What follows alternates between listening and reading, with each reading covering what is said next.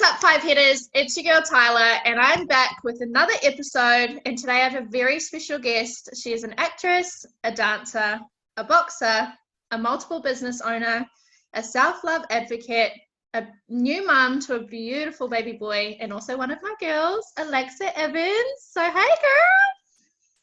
How are you? What's up? Very, very well, thanks. How are you? Good, good. I'm good. Just getting through the morning, you know. Feels.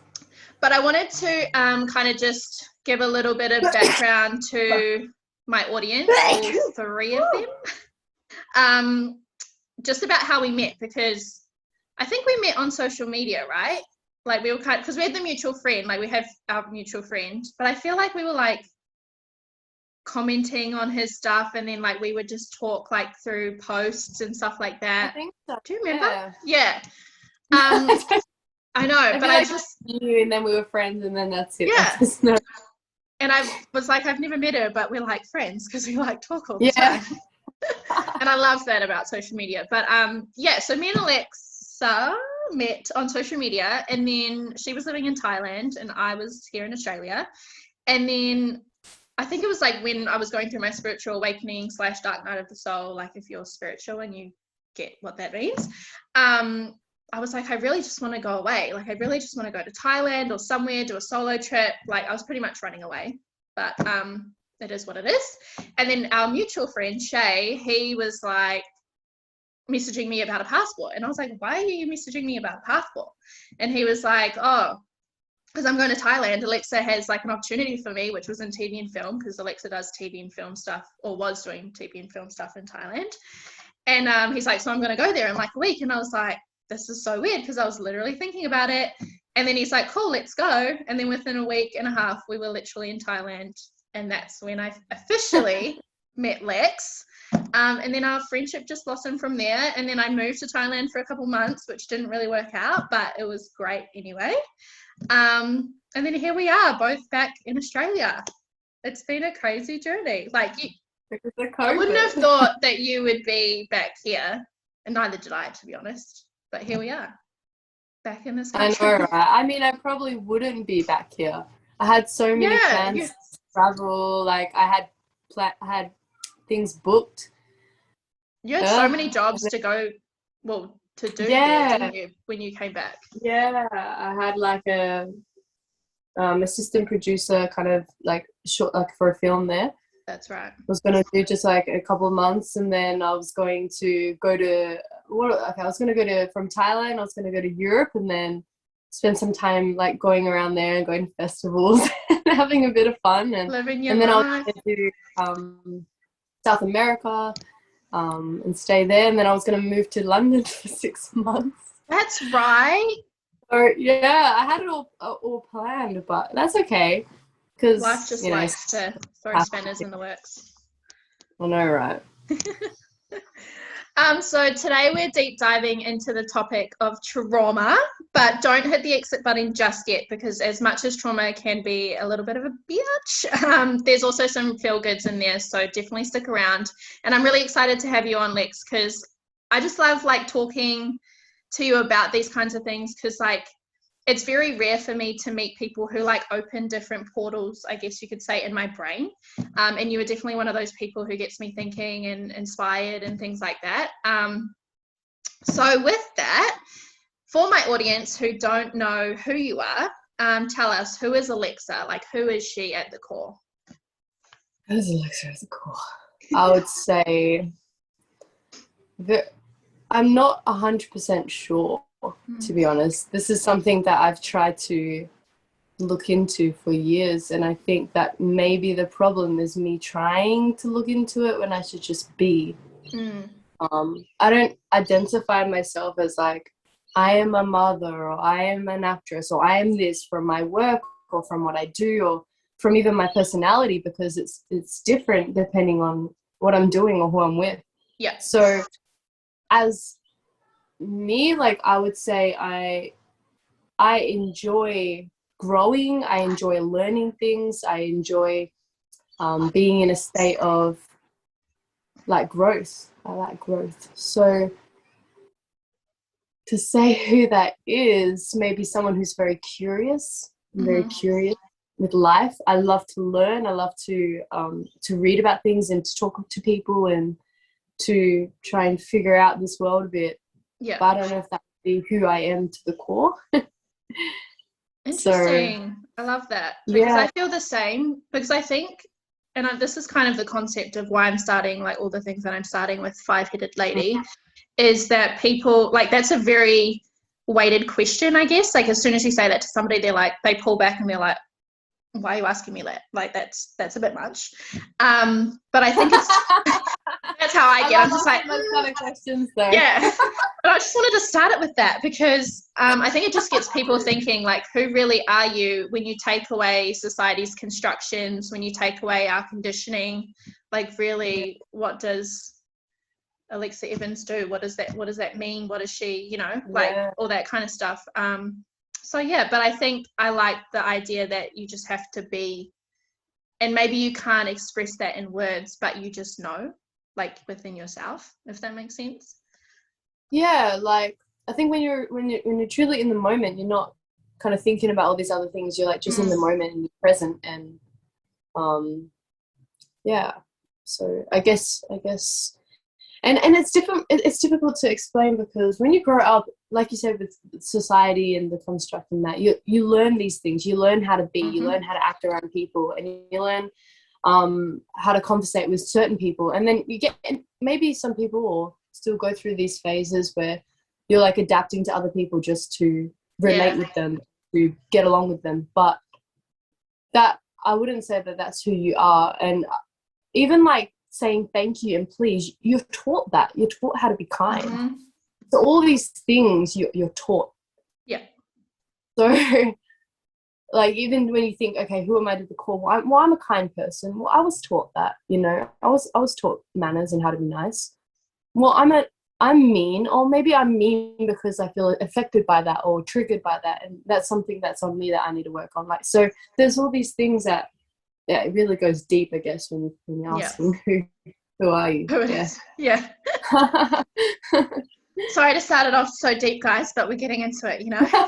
That's how life is. Let's just go deep. But let's deep dive into a little bit of our traumas before we get into it, because, you know, we've all got a little bit of some we've all got a story to tell. So where does a lot of your trauma stem from, do you think? So when I was younger, it started when I was very young. Since I could remember, I might have been like 2 or 3 years old or something like that, and I was sexually abused, and I was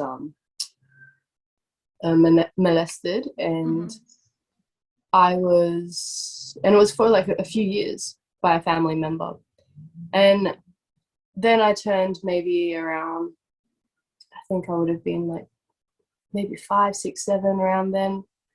And then it happened again with some other family members. And I wouldn't say at that point, because when I was younger, it was by someone who was an adult and someone who was very aware of what they were doing, I think. But I also think they were very much in pain and hurting themselves, which anyone would be. And then when it was older, it was just more like a playful thing, like with like people around my age or a little bit older. So that I wouldn't call that like abuse or anything like that. That was just more like a thing you do when you're younger, and probably a little bit inappropriate and some pain there as well. Yeah.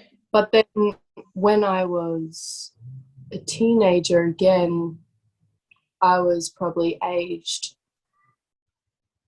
13 or 12 to 13, and I was kind of lured in by someone who was in their 30s. So, and that's definitely they're aware of what they're doing. And for me at 12 and 13, I went through a pretty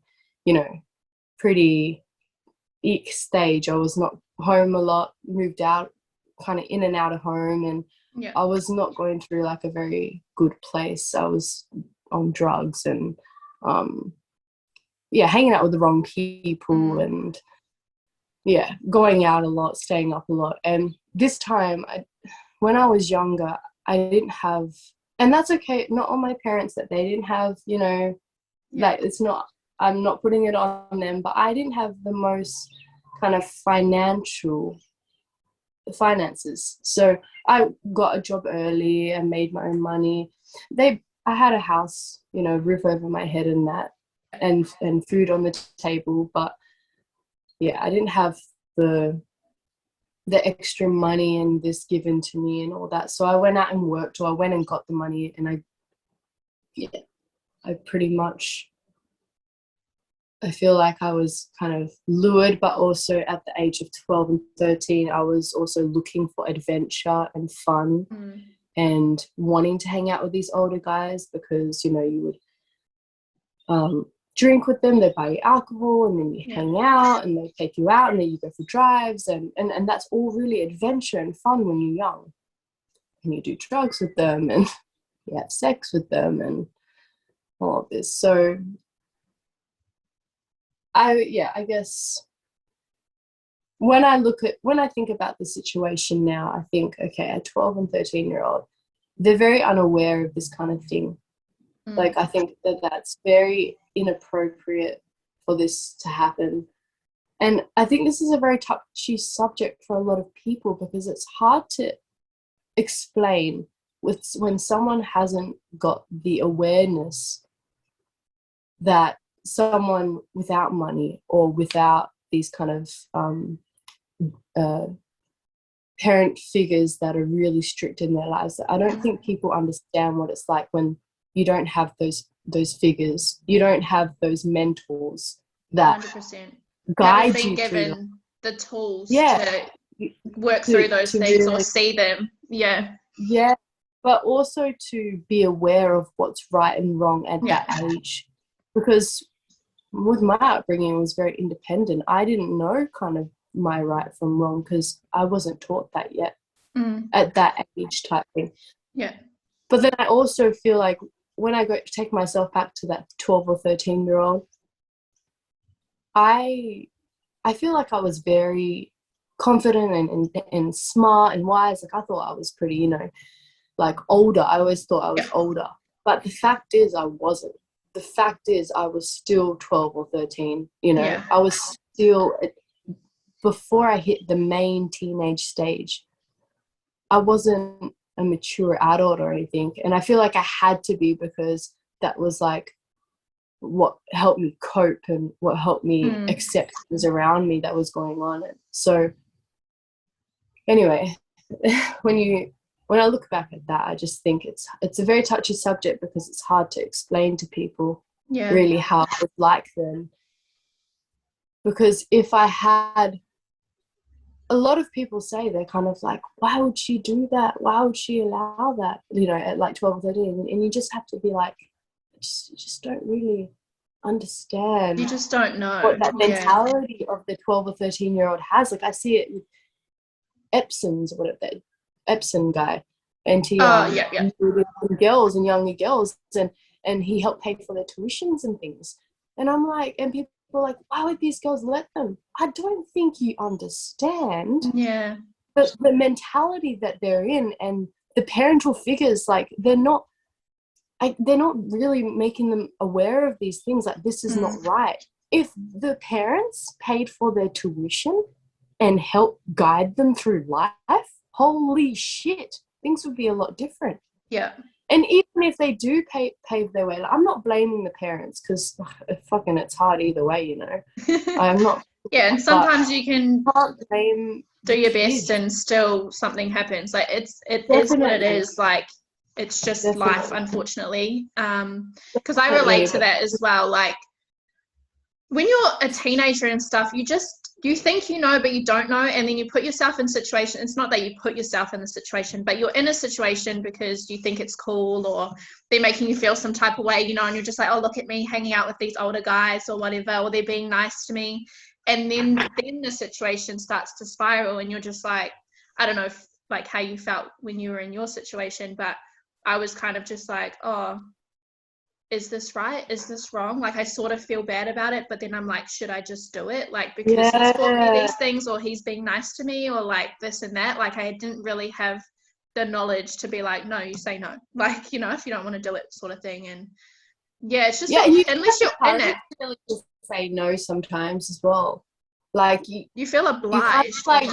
You're right. You kind of go into it, and then it just does spiral, and you're just like, okay, I guess I'm doing this. And you do not think that you're going to be 20 years old and thinking back and regretting things, or not right? that you should regret anything. Never but you regret, don't think about the future when you're a teen. No, you don't really think about. You're not, you know.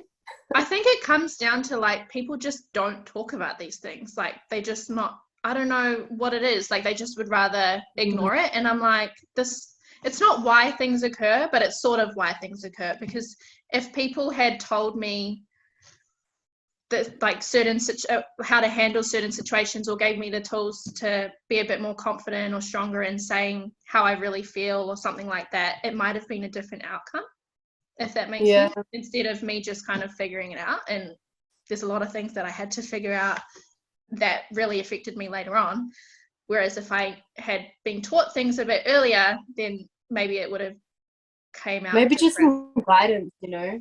For me, I feel like it's a bit of like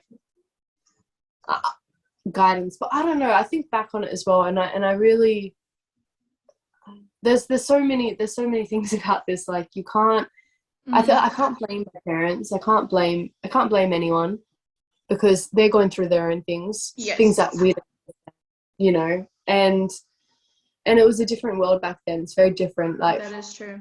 How I'm going to be doing things with Jordan's going to be very different. But then in another 20 years time, he's going to be like, how come you didn't, I don't know, maybe do this and that. Like, and that's the thing I wanted, like if parents and children are, well, obviously everyone's a child, but like if parents and children are watching this, like I want them to be aware that like parents, one, you could have done the best job and given them love, a house, like this and that, but there will be a certain situation that occurred that has triggered something within inside them that has caused a trauma, which you probably might not think is a trauma, but it doesn't invalidate their feeling towards that situation and what stemmed from that. And then with children, it's like, just understand that, yes, that your parents were going through shit too, and they were honestly trying to do the best that they could. There are some parents that are freaking terrible, and I get it. Like, you know, it's not an excuse, but it's just like, if you understand it, then it helps you kind of not feel like a victim, or like, you know, life was out to get you, or that you were in the wrong or something like that. Like it just helps you just understand it more and kind of acknowledge it for what it was, if that makes sense. Yeah, definitely. But yeah, it's a very complex freaking topic, let me tell you. It's complex because can't, like, I have to think about it a bit, you know. It's one of those, like, it's such an interesting time of my life. And do you ever think, like, when you look back at situations like that, like obviously it was terrible and it should never happen to somebody, but do you think about it and just think how your life would have turned out if certain situations didn't happen that way? I think I'm very genuinely grateful that I experienced that. As much as it's in my head, I think of it, it's very wrong. Like now I'm like disgusted by so many things and just like, oh, like that's tell me about it. But you know what I mean? Like I'm just like, but I don't think, like I feel like I'm very aware of things now, like very aware. I understand things, and I understand other people in my situation, and that helps me to.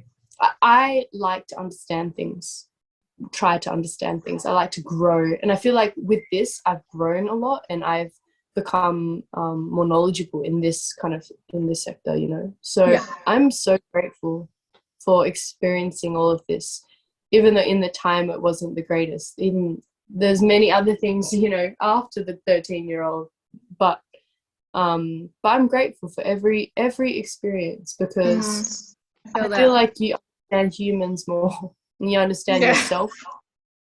So, and and to be able to overcome something like that and accept it and forgive them and to forgive yourself and to take responsibility for it, it really does make you feel more content and happy. Yeah. I truly believe in that. Yeah. We have to take responsibility for it. As much as like I was saying before, with more guidance it probably would have been different, possibly.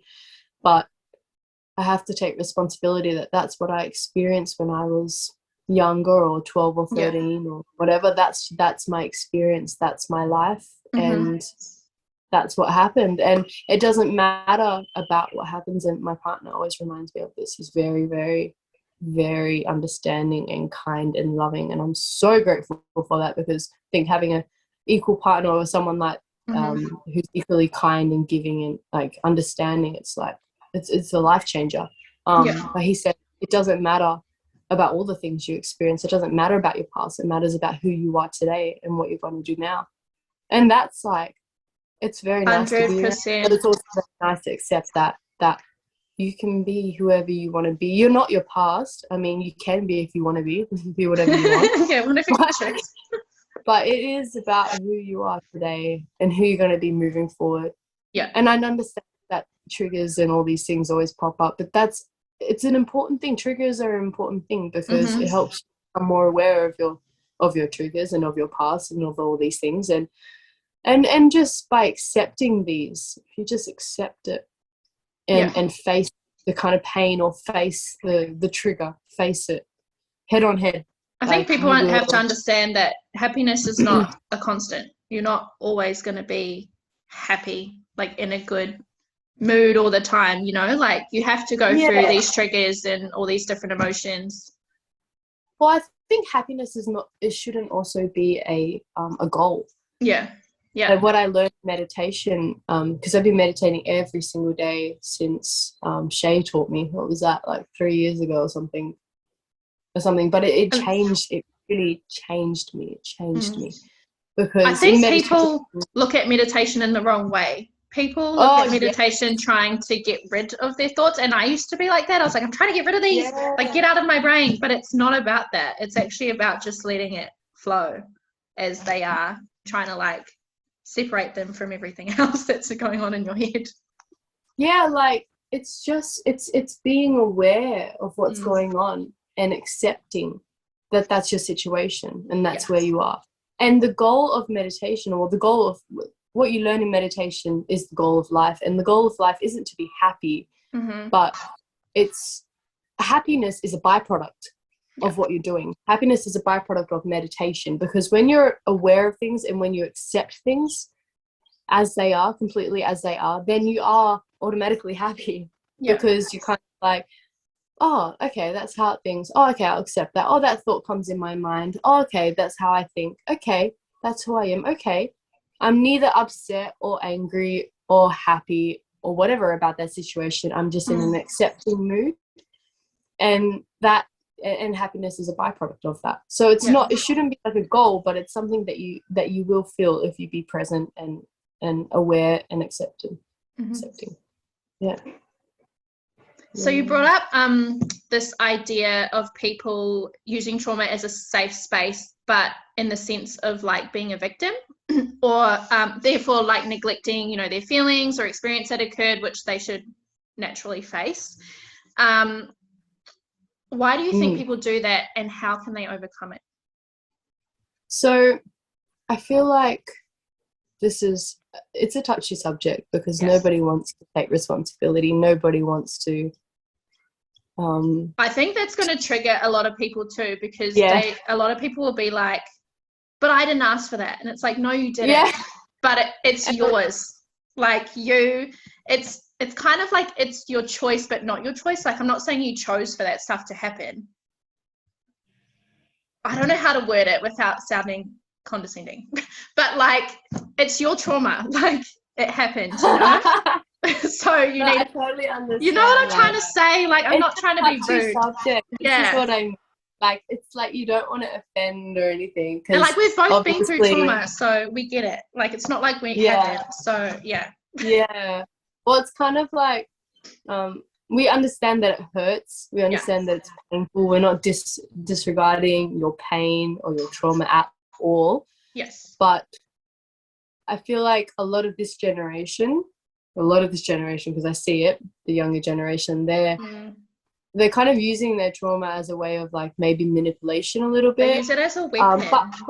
But like unaware, I think, and some are aware. Some are aware, but I think a lot of people are unaware that they do this, and you know, and they stay in this victim mentality. But the thing is, right, you can be like, you can share about your trauma, you can be in this victim mentality, you can do this if you like, but you will not be happy.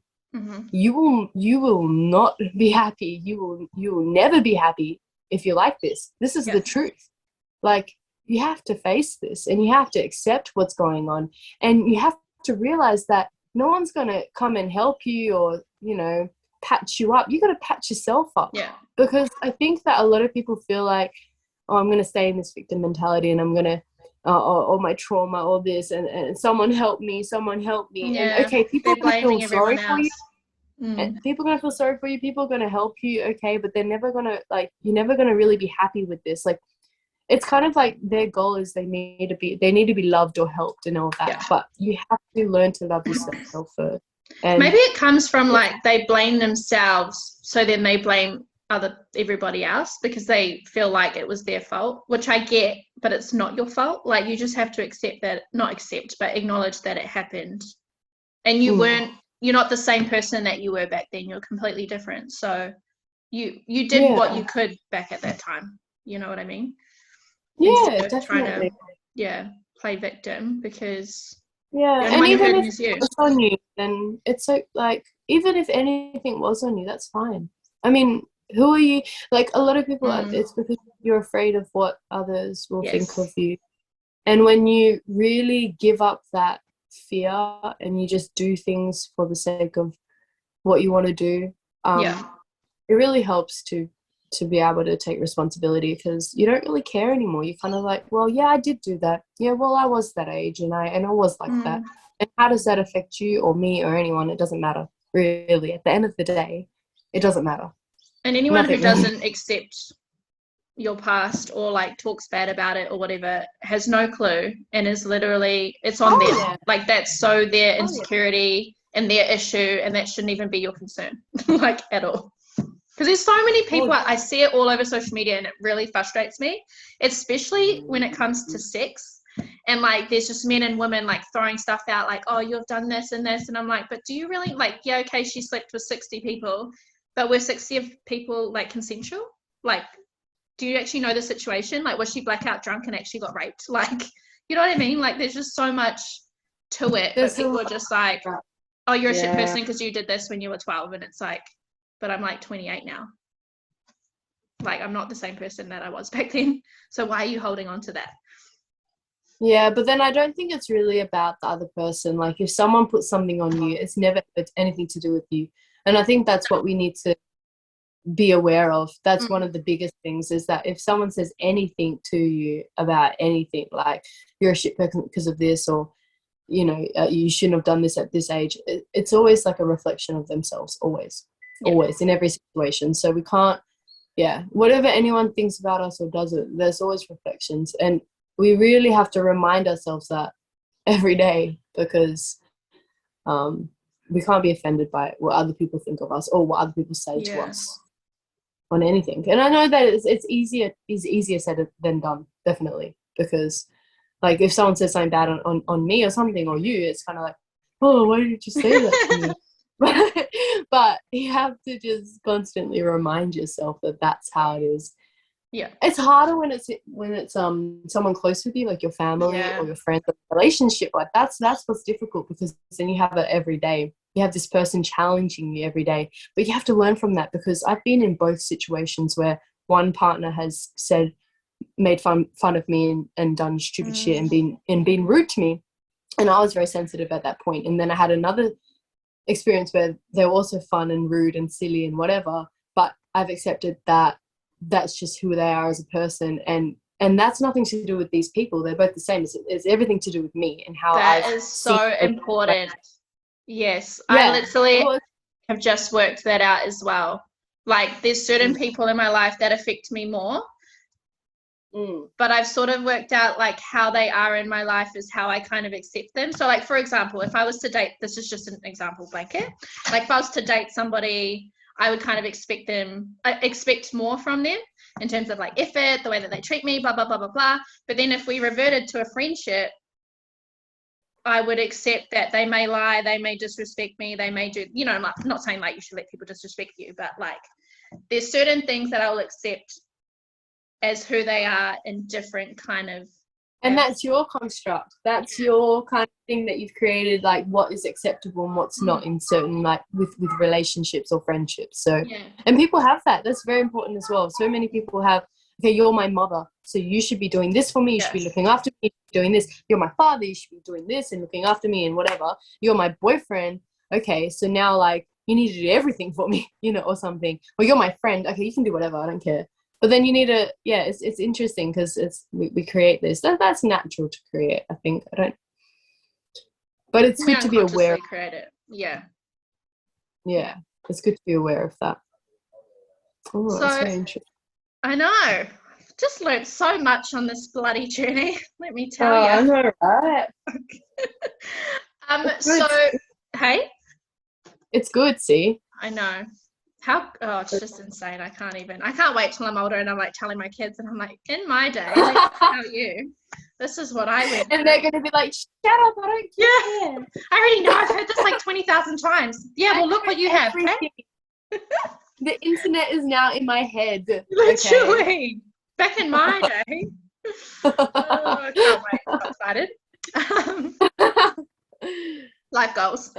But on your trauma, so why did you start to acknowledge your traumas or work through them? I feel like a lot of times we run from it. I know that I have done that for quite a while, until now, obviously, because we don't want to deal with it. And some people, you know, they never do. Like they go through life and they just die with their traumas. So what was that moment for you where you were like, nah, this is it. This is what it is. You know, I acknowledge it for what it is and I have to work through it because et cetera, for whatever reason. That's an interesting question. So I feel like for me, it wasn't like a moment, but it was a moment. Like it kind of just spiraled. Yeah. It's hard to say because I feel like I think there's a difference because when I was younger, I was very kind of aware of what had happened to me. And I started working on my traumas when I was very young. My mom actually helped me with this, like some like tapping therapy and and some like other kind of therapies. She was all into like that kind of stuff, therapies, and like Tony Robbins and like all of this, how to heal yourself. We used to say like positive things about ourselves, or so this started like the healing or learning how to heal was at a very young age. But I think what happened, right? There's a difference, right? So you could work on your trauma and think you're working on your trauma and then be like all confident and like have this facade and be like, well, I've got no more trauma and I'm totally fine and I've got no triggers and I'm confident. But what I think that is that you've built this armor around yourself that is so strong and you've just kept coding that. Yeah. And there's so many different ways to work on it. I think the best way for me has been to meditate, because you could say all these positive things. This is that whole like be positive and you'll be happy. You can say all these positive things and affirmations, and it's very powerful, sure. But I don't think there's anything more powerful than being aware of your situation and being aware of your pain and accepting it. Yeah. Because I've experienced some things and I go for a dance, I go for a laugh, I go for a drink, I go for do some singing, and I feel good. I feel good afterwards, but that hasn't really healed me. I think just very facing it, facing your fears and accepting it.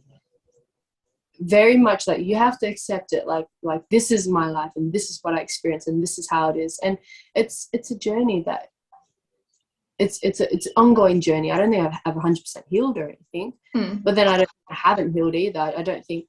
I think that's just another construct for me. I think on that too is people have to understand or accept that you may not be fully 100% healed either. Like I feel like for me with some things, like I'm healed to a degree, but there's points where I'm still going to get triggered because that is such a traumatic thing that occurred that I just feel like it's never ever going to fully leave me. But I do acknowledge that it happened. I'm good, like I'm healed. But there will be certain times where something might trigger it, and I just and I don't think the goal should be to get rid of the trigger because you're not going to get rid of it. No, I mean you can get rid of it. Go distract your mind, but that doesn't get rid of things. That distracts yourself. You know, when someone's crying, you don't distract them by looking at a lolly truck. You let them cry. You let it out. You know. You let them accept that this is how it is. And when you accept things, then you don't have expectations on how life should be, because expectations is what makes you upset and what makes you mad. Like, I should be happy now. I should be trauma-free. I should be healed. Like, that's an expectation that you put on yourself. That's a high expectation. Been through that. Been through that. Yeah. And then you just slap yourself over it. Like, I know how we are. We always work so hard and we want to be, you know, successful and we really put a lot over our heads to do that, and that's a lot. That's a lot. Like, first let's learn to just be content with nothing. Like how COVID has challenged us. We're sitting at home doing nothing. Like, we can't go out, we would be traveling right now, like I know things we would be doing. I know, but that's the thing, a lot of people are thinking about that and they can't wait to travel, they can't wait to do something. But if you can't be still and happy with nothing, then you're not going to be happy there, because it's a mindset. It's not what you're doing. It's nothing exterior makes you happy. It's all about just accepting how things are. And then happiness is a byproduct. Yeah. So. I love that. I feel like we've just been on like similar sort of journeys and then kind of come out at the end and we like have similar awarenesses or thought processes. And I'm like, this is just great. Yeah, like you like flow and understand. It's nice. I'm just like yes. I get that. So when you first started acknowledging or recognizing your traumas, how did that change things for you and how did it make you feel? Oh God, yeah, nice. Like just being able to accept things and not, like when I take responsibility for things and accept things how it is, I haven't actually felt depression and things. Like I didn't realize that I was feeling those depression moods before. I thought that was normal before. But I'm actually genuinely happy right now. Like the last kind of like, and I've still experienced things like having a baby and you know, sleepless nights and all of this, and it's very hard. The first few months it's very hard. But I haven't been feeling like random spikes of sadness or crying or like uncontrollable things like this. Like I've been feeling a lot more in control without trying to control things. Yeah. If that makes sense. Yeah. And yeah, genuinely happy. Like definitely just the last couple of years. Like it's like before I thought that these kind of up and down emotional states, like you know how you have like breakdowns every now and then. I thought that was normal because everyone's like, right? You have breakdowns. It's not normal. It's not normal. No. It's not normal to do that. Like, I mean, okay, it's normal if you want to do it. Like you can have a breakdown. But like you can have it if you want. Yeah. It's not normal. Like I had but one. Like, have it every month. I think I had one last week, and I hadn't had it in months, and I was like, oh my god, this is my first breakdown. That happens every now and then, but it shouldn't be a frequent thing. It shouldn't be like I was doing it every couple of weeks, every month or so. Yeah. But now it's like, like that one time something will maybe trigger and you're just like, just having a moment. Yeah. Just having a moment. But genuinely overall it's oh God, it's very good. It's very good. Good. You really are like you really are genuinely happy. Like I think that you can be happy and confident in this and that and really like, you know, but I feel like feels forced. A lot of people it does feel that part, yeah. and it's not natural. Like there's this book I'm reading about Japanese philosophy, and it explains that some people have this their inferiority, so they're really like, self-conscious.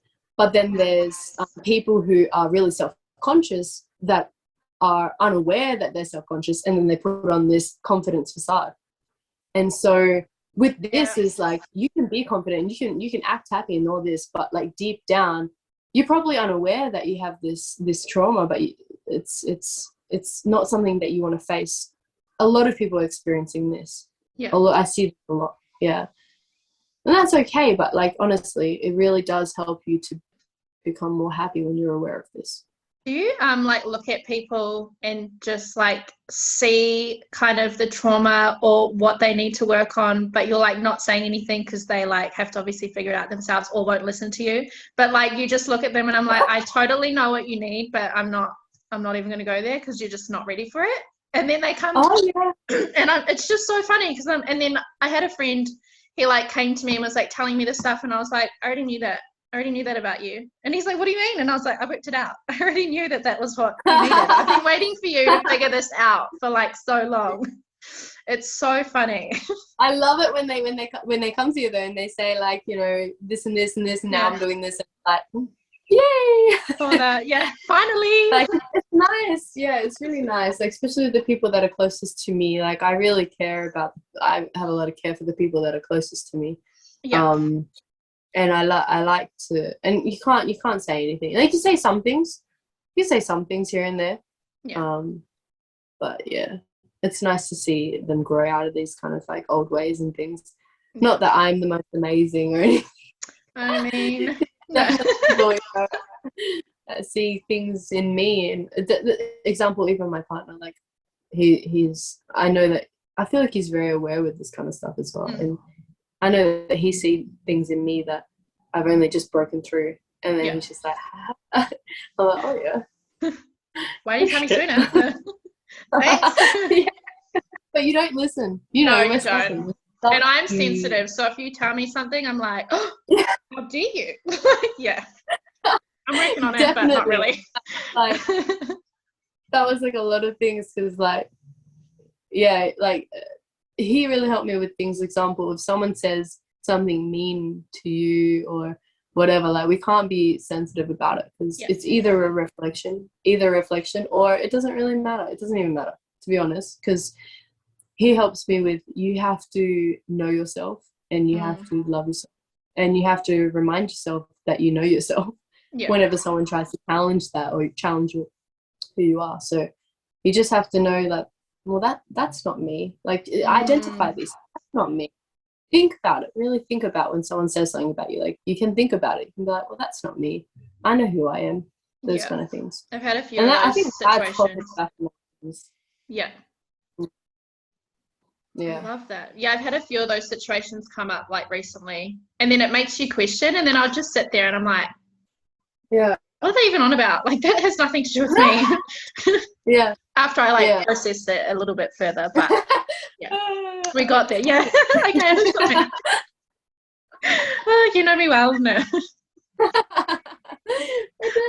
Those emotions, no. So for me, with trauma, which I'm sure you have too, I recognized very later on, 28 years later, that it's actually a safe space within itself, and not really in a victim kind of mentality, but more of a powerful way, like more of a way that I've been able to, you know, grow immensely. And I really wanted to deep dive into this idea a bit more, because I think people hear the word trauma and they just instantly connect it with negativity. And it's not that it's not negative, because it is, like, you know, it's a distressing sort of occurrence that's happened. But there's so much positivity in it as well. So why do you think we only revert to negative associations when it comes to trauma? Well, it hurts. Thinking about the past, thinking about, you know, what you went through. And that's essentially what trauma is. Do you think that's like also a safe kind of coping mechanism? Not mechanism, but like sort of like a safe sort of way that we've been taught to respond to something like that? Or you know what I mean? Oh, 100%. Like everything, every way that we respond to anything is taught. So, and that's a very interesting thing that you bring up, because I've been thinking about that a lot as well. When you're younger and then all these things happen, you don't feel, you're right, you don't feel pain unless it's a very painful thing, like unless you're getting like, you know, or hit or whatever it is. Sometimes that you feel physical pain, but when it's, especially when it comes to like sex and things like that's a pleasurable thing. So it's a very hard thing or to learn, well, that's wrong, that's not right. And then you're very confused because you feel good feelings and then you learn it's wrong, and then that's probably where people realize that that then that becomes the trauma. So definitely you are taught this, you are taught how to respond to certain situations. Like if anything, you it's how you associate feeling and meaning to words or situations. Like that's all taught, definitely. And that's definitely that when you go really deep into life, that's how you understand the world, that's how you understand everything, is how you associated your personal definition to life or to experiences. So that's going very deep into things. And definitely when you think about trauma, if you have anything negative associated to it, then that's going to trigger pain. So when you're really going deep there with that one. Girl, that work that I've done. That jokes.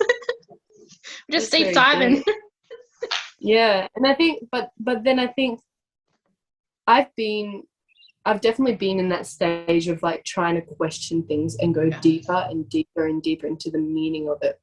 But I've come to this realization today, which may change next year or in 10 years time, but today the realization that it doesn't matter, because you can go deep and you can just keep going deeper. I don't think you can ever get out of it. You can still have questions. Why are we on this earth? Why do we live? Why are we feeling this pain? Why are we like there's many questions. We can just keep going for days, for years. But I've come to the realization today that it doesn't matter to me. It may matter to other people, but it doesn't matter to me, because I have to just accept that that's just how things are. And that helps me to be happy. It's not like a coping mechanism or anything. It actually just helps me to just be like, okay, that's how it is, and I'm happy. Yeah. I think once I got the like crux of the understanding, I was just like, okay, that's it. Like I'm good. Like I didn't have to I didn't have to keep asking questions. That was kind of just like, that makes sense. That is what it is. That's what happened. Okay, cool. Like, and you do want to, you kind of sense of things. So it makes sense. Like you want to make sense of why it happened, and people. I think the thing with this sometimes is that you want to make sense of it so that you can understand why it happened, because it will make you feel better understanding why it happened or whose fault it's on or something. But sometimes, not with everything and not with everyone, but sometimes that can be a bit of a putting the responsibility on someone else or on the world. And I think truly the only way to do this is, you can understand it, but at the end of the day, we have to accept it. We have to accept it. Yeah. Just comes down to that. Yeah, I agree. I think so far. I mean, it could change in 10 years. Right? But like some other things could happen and you're like, great, here we go again. And you're like, okay, I don't believe in anything. But also, because we've already been through stuff and like worked through it, I feel like might be a bit easier, because we're just like, okay. Like, for example, I've been through depression twice. So the first time was when I was 21. The second time was actually a year and a half ago, and I was formally diagnosed then. But that time, the second time, didn't get as intense as the first time, because I already knew. Like, I'd already experienced it, so I already knew the things that were coming, the signs, I guess you could say. And I was just like, okay, yeah, I'm depressed. Like, I just acknowledged it straight away instead of like trying to hide it last time. So yeah, we'll see though. It's good to be aware of that. No, it's good. And these things happen, like, and it could be when we talk about depression, it could be a multiple reasons. Like it does have a lot to do with obviously your mind and Yeah. and all of that, but a lot, like, it could be a lot of chemicals, like a lot going on in there. Example, when you give birth, you reach a really high level of your hormones, like you're like here, and then when you give birth, it goes like down to zero. So you feel a very big drop, and that's why people get depressed, because it's actual chemical, the real chemical imbalance for the first I don't know, it could be 6 weeks, it could be 12 weeks, it could be a couple of months, but that's why people actually get depressed, because it's a thing that happens, and that's just how which it is is. important for people to know that chemical imbalance can cause depression. Like, it's actually a thing going on in your brain. Like, it's an actual chemical thing. Like, I don't think some people don't know that, and I'm like, there's chemicals in your brain that make you happy and all that kind of stuff. Because my friend, like, when you talk about this, like, oh my gosh, like, food is probably the biggest thing. Like, what you eat, your gut brain, your gut health, movement, like, this is where the hormones are in. They're all of this starts in your gut. You know, this is where it all is. You know, so what you're eating, like that can, and even being full of shit, like literal shit, that can cause. There's so many causes for you eat, haven't gone toilet, periods, chemicals, like it's a whole thing. So that's a whole new. Being a human is a lot. Being a human is a lot sometimes. It is. Being a female human is a lot sometimes too. Yeah. Okay. I mean, honestly, because because it's actually normal for us. What I've learned, and I'm pretty sure you should know this already, maybe, but like about the circadian rhythm, about the circadian rhythm, and about like the woman's the cycle every month, and it's natural for women to experience a bit of a low time, because if we have a normal menstrual cycle, it goes for 28 days or so, and we go through 2 weeks of one, I forgot what the phase is. It's either luteal phase or the follicular phase, but one of them's one, I forgot exactly. But it's like the first 2 weeks is you get more energy, and you're more like sociable and more high, because your hormones are like, they're pretty good. And then the last 2 weeks is when you're feeling a bit like and a bit like, a bit tired, and so it's interesting. It's like that's a normal cycle. And I think I was reading this book, and I got to reread it actually, but it's called Beautiful You, and it talks about how to work with the cycle, go with your flow, go with the women's cycle, with your flow. Like, those last 2 weeks you're actually more analytical, so you should do more planning or more writing or more thinking or more emotional things, because you're feeling a bit more emotional. But that's a really powerful state to be in, because it helps you to really express your feelings and really be creative. And then you should be more, do more of your planning and execute your planning, the first 2 weeks, and because you've got more energy, and be more sociable and go out and talk to people. So like, work with your face. Like, that was a really nice thing that I learned. I feel like becoming aware of your phase and just accepting that that's just your phase, that's just how things are, and then work with your phase. So I used to get so annoyed at that until I realized it's like, obviously it's normal, but I was just like, this is too much. Like, why am I like every 2 weeks I'm happy, then another 2 weeks I'm like freaking upset, and then like, why? I know it's hard, but that's the thing. That's what people, and that's for trauma as well. People question like, why, instead of just trying to learn how to flow with it. That's true. Because that's just that's life. You have to accept that's life. I think people ask why too because they don't like the answer, so they just keep asking why, thinking there's going to be a different answer. There's not. Like, it's the same answer. And I used to be like that. Like, I'd be like, why? And it's like, you already know why. Like, stop asking. Why me? Love that. So any last words or advice for people who have trauma and want to work through it, but don't know where to start, or have trauma and aren't acknowledging it? What would you say to them?